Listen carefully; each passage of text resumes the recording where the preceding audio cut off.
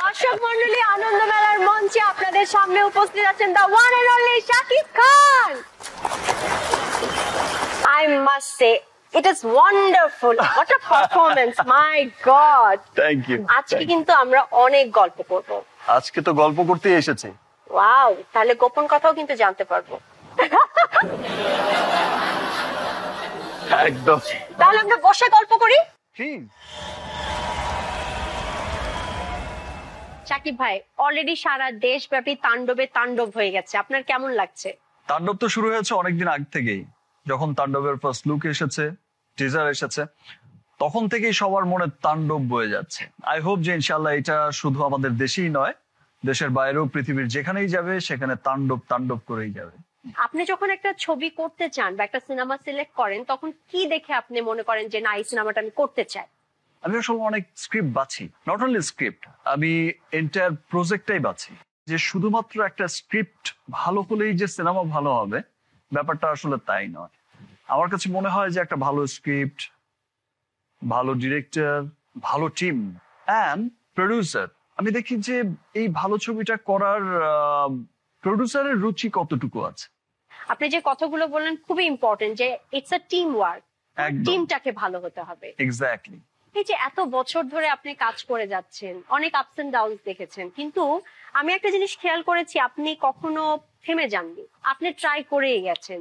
আপনার অনুপ্রেরণা কে যোগায়? আমার অনুপ্রেরণা বলতে আমার কাছে মনে হয় যে আমি যাদের জন্য কাজটা করি, দেশে বিদেশে থাকা কোটি কোটি বাঙালির জন্য, বাংলাদেশির জন্য আমি কাজ করি, আমার কোটি কোটি ফ্যান্সদের জন্য আমি কাজ করি, আমার সাকিবিয়ানসদের জন্য আমি কাজ করি, আমার দেশের জন্য, বাংলা সিনেমার জন্য।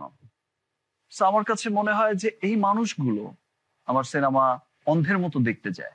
গত ঈদে যখন আমার বরবাদ রিলিজ হয়েছে, আমি এত বছরের জার্নিতে কখনো শুনিনি যে মিডনাইট শো বাংলাদেশে চলে।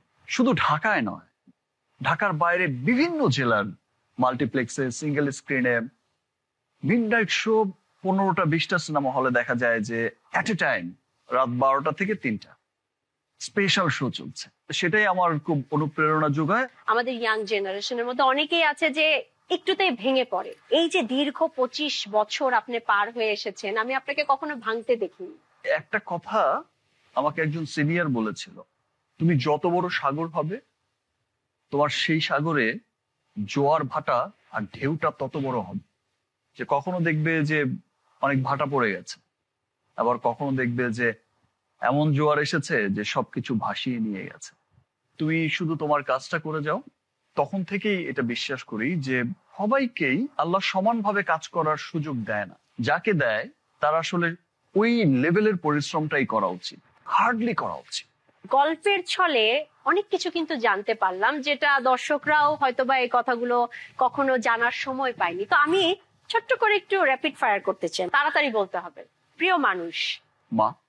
প্রিয় মুহূর্ত? যখন প্রেমে পড়ি।